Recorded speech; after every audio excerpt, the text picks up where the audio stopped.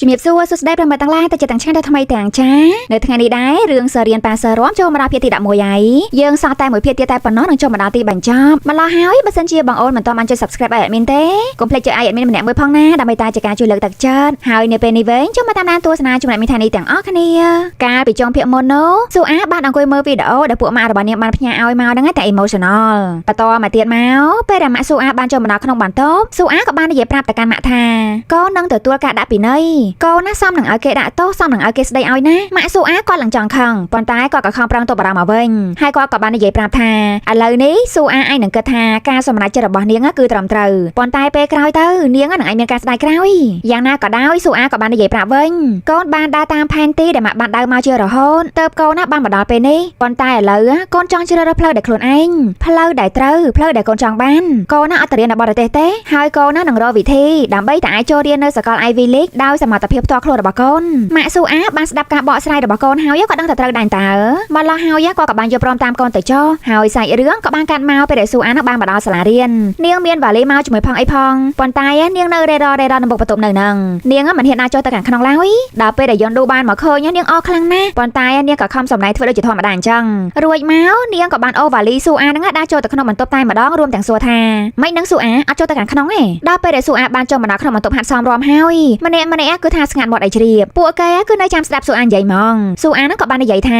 តវងឡើយខ្ញុំខ្លាចចាខ្ញុំអត់គិតថាខ្ញុំអាចត្រឡប់មកសាលាវិញបានទេប៉ុន្តែបន្ទាប់ពីបានមើលវីដេអូដែលអ្នកទាំងអស់គ្នាបានផ្ញើមកឲ្យខ្ញុំហើយខ្ញុំក៏មានភាពក្លាហានអាចមកកាន់ទីនេះបានខ្ញុំអរគុណហើយខ្ញុំក៏សូមទោសផងដែ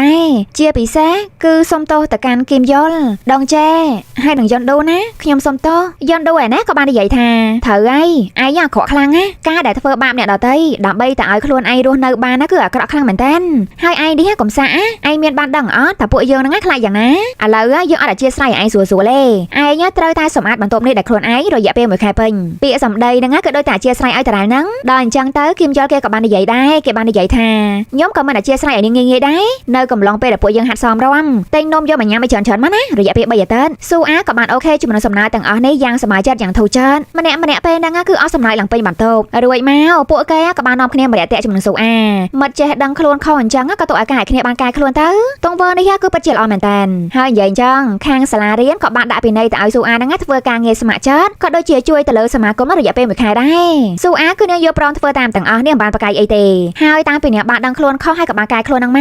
កនាងក៏អាចសប្បាយចិត្តបានច្រើនបន្ទុកនៅក្នុងខ្លួនក៏ដូចជាសម្ពាធហ្នឹងគឺមិនមាននៅក្នុងខ្លួនតទៅទៀតឡើយនាងក៏បានស្និទ្ធស្នាលគ្នាជាមួយនឹងយន់ឌូដូចដើមទៀតផងបានធ្វើអ្វីដែលខ្លួនឯងចង់ធ្វើហើយទង្វើហ្នឹងក៏ជាទង្វើត្រឹមត្រូវទៀតស៊ូអាហ្នឹងគឺអត់មានប្រវត្តិនៅក្នុងចិត្តតតែសោះដល់ម៉ោងគេដាក់លក់តែហ្មងមិត្តរួមបន្ទប់តែមិនឃើញលើកទី1ឯនេះដែលស៊ូអាហ្នឹងគេលក់មុនពួកគេ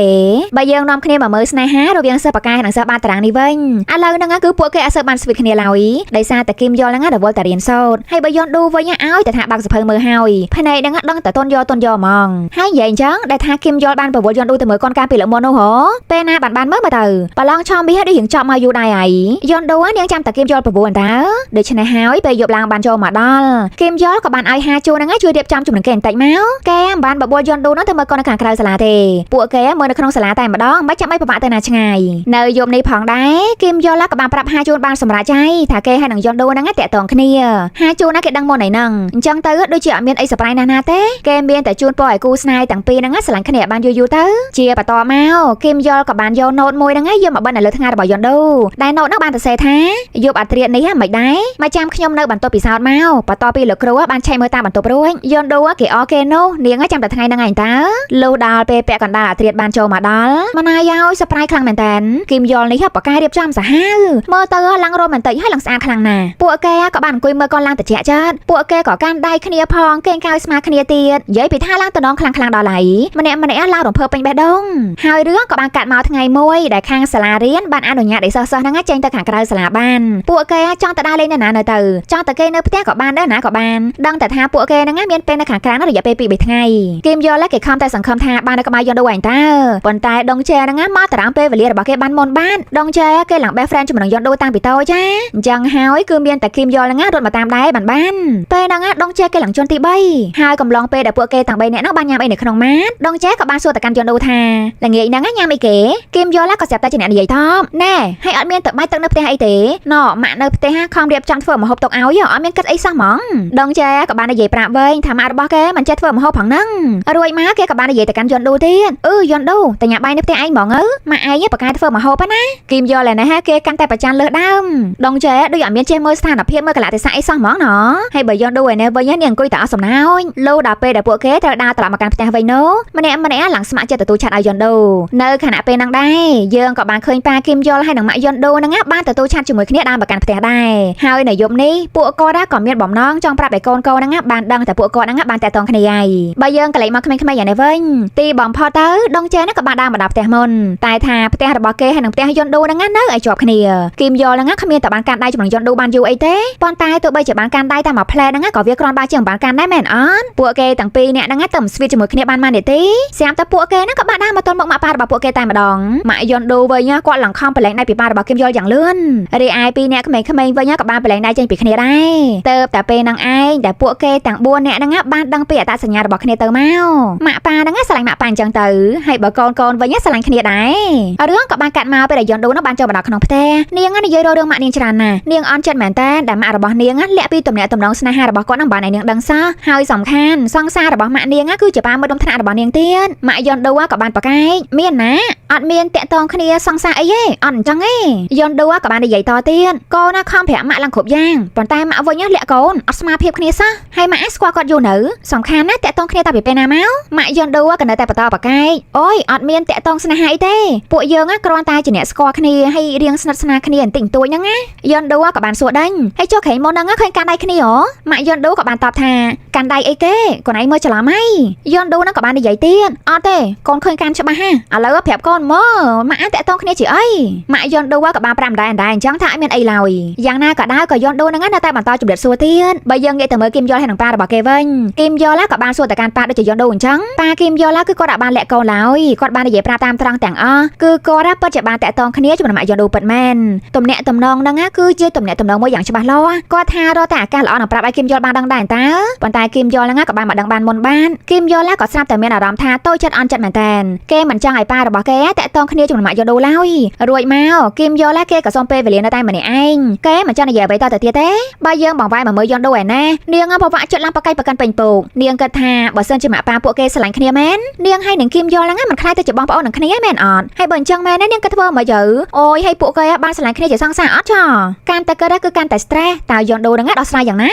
ចុងក្រោយទៅទាំងគីមយល់ហើយនឹងយន់ឌូហ្នឹងមិនបានគេនៅផ្ទះឡើយពួកគេក៏បានស្ពាយកតាមកកាន់ដល់នៅក្នុងសាលាវិញទាំងយប់ហើយពួកគេទាំងពីរហ្នឹងក៏បានមកឈរគិតគ្នាដោយយន់ឌូនាងបាននិយាយថាម៉ាក់ខ្ញុំគាត់និយាយថាគាត់អត់មានតំណែងអីជាមួយប៉ាគីមយល់ឯងទេប៉ុន្តែគីមយល់ក៏និយាយវិញកុំតែជឿគាត់និយាយឲ្យតែរួចហ្នឹងអញ្ចឹងទៅយន់ឌូក៏បានសួរហើយបើសិនជាអញ្ចឹងមែនពួកយើងមានរឿងអីកើតឡើងគីមយល់គេក៏មានកំណត់មួយគឺពួកគេត្រូវតែបញ្ឈប់តំណែងរបស់ម៉ាក់ប៉ាពួកគេហ្នឹងឲ្យទាល់តែបានរឿងក៏បានកាត់មកបង្ហាញពីម៉ាក់ប៉ាពួកគេវិញម្ដងពួកគាត់ក៏បានចេញមកជួបគ្នាដែរព្រោះអីកូនហ្នឹងនៅសុកក៏រើកតាមកកាន់ដងវិញអស់បានម៉ាក់យន់ឌូក៏បានសួរថាតើប៉ាគីមយល់ហ្នឹងមាននិយាយអីជាមួយកូនដែរទេប៉ាគីមយល់គាត់ក៏បានតបថាគាត់បាននិយាយប្រាប់កូនតាមត្រង់ទាំងអស់ថាពួកគាត់ហ្នឹងស្រឡាញ់គ្នាប៉ុន្តែម៉ាក់យន់ឌូមិនបានប្រាប់អញ្ចឹងផងព្រោះតែគាត់បានឃើញកូនទាំងពីរហ្នឹងកាន់ដៃគ្នាគាត់ក៏បានរករឿងប៉ាគីមយល់ហើយថៃបានទៅប្រាប់កូនការពិតអញ្ចឹងប៉ាគីមយល់ក៏បានប្រាប់វិញទៅគាត់ថាគីមយល់ហ្នឹងភ្នែកវៃហើយឆ្លាតខ្លាំងណាស់ទោះបីជាគាត់ខំប្រឹងលាក់ហ្នឹងក៏លាក់មិនចិត្តដែរដល់អញ្ចឹងម៉ាក់យន់ឌូក៏សួរតើឥឡូវនេះពួកគេធ្វើយ៉ាងណាប៉ាគីមយល់ក៏បានតបថាមានតែពួកយើងរៀបចំគម្រោងនឹងឯងបើអញ្ចឹងមែនមិនដឹងថាអ្វីអាម៉ាទេស្នេហាចាស់ៗនឹងក្មេងៗនេះពួកគេច្បាស់ជាមានមកគូហ្នឹងបានជួបគ្នាហើយមកគូទៀតហ្នឹងដងតបាយគ្នាហ្មងយើងបកទៅមើលគីមយល់វិញម្ដងពេលដែលគេបានដើរចុះមកដល់ក្នុងបន្ទប់គេក៏បានឃើញហាជួហ្នឹងនៅទីនេះដែរសង្ស័យតែហាជួហ្នឹងមិនបានចេញទៅណាផងមកទៅមួយថ្ងៃហ្នឹងបន្ទាប់មកគីមយល់ក៏បានរៀបរាប់ប្រាប់ឲ្យហាជួនបានដឹងគេបាននិយាយថាប៉ាយើងតាក់ទងគ្នាជាមួយម៉ាក់យន់ឌូហើយពួកគាត់ថែមទាំងគិតទៅដល់រឿងរៀបការទៀតផងគីមយល់គេពិបាកចិត្តឡើង stress ខ្លាំងណាស់រឿងរៀនសូត្រហ្នឹងដូចជាមិនពិបាកអីប្រហែលទេប៉ុន្តែរឿងស្នេហាមួយហ្នឹងគឺថាស្មុគស្មាញមែនតើគេទៅតែបានស្រឡាញ់គ្នាជាមួយយន់ឌូផងនេះហាជួនឯនេះវិញពេលបានដឹងរឿងហ្នឹងហើយគេ surprise ខ្លាំងណាស់គេពិតជាមិននឹកស្មានថារឿងរ៉ាវបែបនេះហ្នឹងអាចកើតឡើងបានឡើយរួចពីហ្នឹងមកហាជួនហ្នឹងក៏បានសាកដាក់ចេញទៅខាងក្រៅបន្តិចគេចង់ដឹងថាតើយន់ឌូហ្នឹងយ៉ាងម៉េចយ៉ាងម៉ាដែរគឺយន់ឌូហ្នឹងកំពុងតែអង្គុយពិបាកចិត្តហើយពេលដែលនាងបានឃើញហាជួនបែបនេះនាងក៏មានរឿងមួយចង់សួរនាងក៏បានហៅហាជួនហ្នឹងមកអង្គុយចិត្តនាងមកនាងក៏បានរៀបរាប់ប្រាប់គេថាខ្ញុំមានពួកម៉ាក់ម្នាក់ហើយពួកម៉ាក់ខ្ញុំស្រឡាញ់គ្នាចំណងបយមួយចៃដន្យអីម៉ាក់ប៉ាពួកគេក៏ស្រឡាញ់គ្នាដែរហើយមិត្តរបស់ខ្ញុំអត់ដឹងទេថានាងត្រូវធ្វើអ្ហ្មងខ្ញុំក៏អត់មានចម្លើយឲ្យដែរអញ្ចឹងហើយក៏មកសួរហាជួនឯងហ្មងទៅហាជួនណាគេបានដឹងរឿងរបស់យន់ឌូនិងគីមយល់តែទាំង អស់ហ្នឹងប៉ុន្តែបើសិនជាយន់ដូហ្នឹងអត់បានបង្ហាញថានាងហើយនឹងគីមយល់ហ្នឹងមានស្នេហាជាមួយគ្នាទេលក្ខណៈថាពួកគេចង់ private អីអញ្ចឹងណាម្ល៉េះហើយគេក៏សម្ដែងតាមតែម្ដងគេក៏បានឲ្យយោបល់ទៅកាន់យន់ដូមិត្តរបស់នាងគួរណាតែធ្វើតាមបេះដូងប្រាប់ទៅយន់ដូនាងអរគុណជប៉ុនពេកសម្រាប់គំនិតមួយនេះព្រោះអីគំនិតហ្នឹងល្អដែរតើរួចមកនាងក៏បានដាក់ចេញទៅសម្រាប់មុនបានហាជូនវិញគេក៏បានស្ដីថាឲ្យខ្លួនឯងដែលគេបាននិយាយថាអាល្ងើយឯងមិនទាំងឯងធ្វើតាមបេះដូងខ្លួនឯងផងហើយទៅនិយាយឲ្យយោបល់គេលុយហើយរឿងក៏បានកាត់មកនៅថ្ងៃបន្ទាប់គីមយល់ហើយនឹងយន់ដូក៏បានទូរស័ព្ទណាត់ជួបគ្នាជាមួយម៉ាក់ប៉ារបស់ពួកគេមិនដឹងថាពីរអ្នកហ្នឹងមានគម្រោងការចង់និយាយពីអ្វីឡើយហើយការពិតទៅបន្ទាប់ពីពួកគេបានតែណាត់ជួបម៉ាក់ប៉ាពួកគេរួចហើយគីមយល់ក៏បានជាអ្នកមកជួបគ្នាជាមួយម៉ាក់របស់យន់ដូរីឯយន់ដូវិញនាងក៏បានទៅជួបប៉ាគីមយល់និយាយទៅពីរអ្នកហ្នឹងគឺដូរគ្នាតែហ្មងបែបនេះហើយយើងទៅមើលខាងគីមយល់មុនហ្មងទៅណគេមាន3ផ្កាមកបាច់ណាយកមកជូនអនាគតម៉ាក់ក្មេកគេទៀតផងហើយគេថែមតែបានណែនាំថាគេហ្នឹងគឺជាសង្សាររបស់យន់ដូហើយថាការពីម្សិលមិញហ្នឹងគេអត់បានគោរពក៏ដូចជាណែនាំខ្លួនគេណាឲ្យបានត្រឹមត្រូវអញ្ចឹងហើយគេក៏មកជួបម៉ាក់យន់ដូថ្ងៃនេះហើយហ្មងណាម៉ាក់យន់ដូក៏បានសួរហេតុអីបានជាស្រឡាញ់កូនមីអញ្ចឹងគីមយល់ក៏បានឆ្លើយតបពីតវងឡើយខ្ញុំចូលចិត្តនៅជាមួយនាងព្រោះអីពេលនៅជាមួយនាងគឺសម័យខ្លាំងណាស់ប៉ុន្តែសម្រាប់ឥឡូវនេះខ្ញុំអរគុណនាងខ្លាំងមែនតើដែលនាងទុកចិត្តខ្ញុំមិនថាកលៈទេសៈណាក៏ដោយខ្ញុំមកចូលចិត្តអញ្ចឹងមែនតើហើយដោយសារតែខ្ញុំមាននាងនៅក្បែរខ្ញុំខ្លួនឯងក៏អាចមានភាពក្លាហានជឿជាក់ទៅលើអ្នកផ្សេងបានដូចគ្នាបានលើបែបនេះម៉ាក់យន់ដូឡើងសប្បាយចិត្តទីបំផុតទៅកូនស្រីរបស់គាត់មានសង្សារនឹងគេហើយឥឡូវយើងនាំគ្នាបាយទៅមើលយន់ដូវិញម្ដងនាងក៏បានសារភាពប្រាប់ឲ្យប៉ាគីមយល់បានដឹងដែរថានាងហើយនឹងគីមយល់ហ្នឹងបានតាក់ទងគ្នាហើយថាថ្ងៃដែលនៅឯមន្ទីរពេទ្យនោះគឺគីមយល់ហ្នឹងមានរបួសដោយសារតែជួយការពារនាងប៉ាគីមយល់គាត់ឡើងមកនឹកស្មានថាកូនខ្លួនឯងហ្នឹងបែបនេះសោះរួចមកយន់ដូក៏បានរៀបរាប់ច្រើនណាស់នាងថានៅសាលារៀនហ្នឹងគីមយល់គឺជាក្មេងល្អម្នាក់គេចេះជួយយកអាសាពួកម៉ាក់ហើយនាងវិញក៏រៀនសូត្របានច្រើនណាស់ពីគីមយល់នោះនិយាយទៅនាងបានប្រាប់ពីចំណុចល្អរបស់គីមយល់ហ្នឹងតែឲ្យប៉ារបស់គេបានស្ដាប់ក៏ដូចជាបានដឹងទាំងអស់លុះដល់នៅពេលយប់ឡើងក្មេងៗទាំងពីរហ្នឹងក៏បានមកជួបគ្នាគីមយល់គេក៏បាននិយាយថាម៉ាក់របស់នាងស្ងប់ល្អណាស់គាត់មិនបាននិយាយអីសូម្បីតែមួយម៉ាត់ពីប៉ារបស់ខ្ញុំយន់ដូក៏បាននិយាយវិញម្ដងប៉ាគីមយល់ឯងគាត់ភ្ញាក់ផ្អើលខ្លាំងណាស់ពេលដែលបានដឹងពីទំនាក់ទំនងពួកយើងហើយអញ្ចឹងទៅខ្ញុំមានអារម្មណ៍ដូចជាអត់សូវស្រួលចិត្តសោះនៅពេលជាមួយគ្នានេះដែរម៉ាក់ប៉ាពួកគេហ្នឹងក៏បានចេញមកជួបគ្នាដូចគ្ន